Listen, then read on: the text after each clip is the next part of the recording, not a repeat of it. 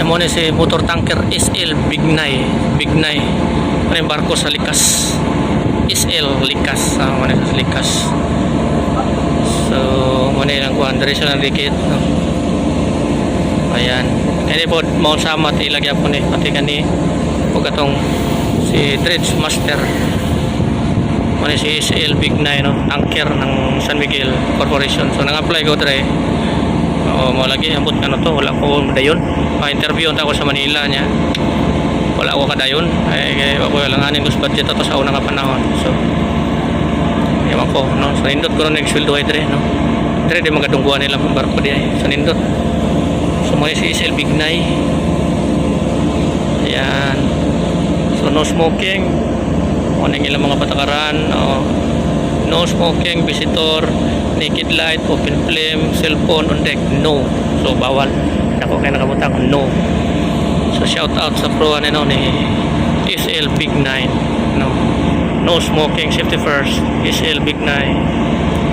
Ayan, no. Muna yung mga kuhan sa tanker, no. Mga pipings niya.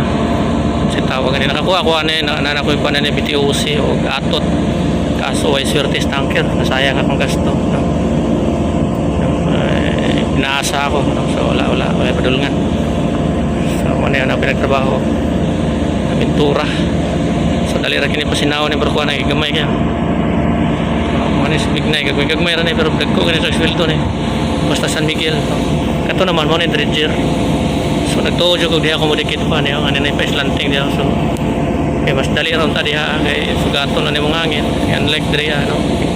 Paana. So, shout out na ni mga crew sa Hilsit. SL motor tanker SL Bignay. Bignay. Gamay kay siya, no? So, simple lang kayo. Tugol na pa ni biyahe ni. Cruise B ra biyahe ni. Cruise B. Mo na kitawag ko Cruise B. So, ang biyahe ni dire. O kaya dito silang planta sa Petron. O kaya dito sa Manila. Kung ano ilang biyahe dito sa may Harbor Center, likod. Masulod sa may Britain. Ganun diya sa may Bukana. So, diya ata na sila, no? So, Bignay. SL Bignay. Shout out.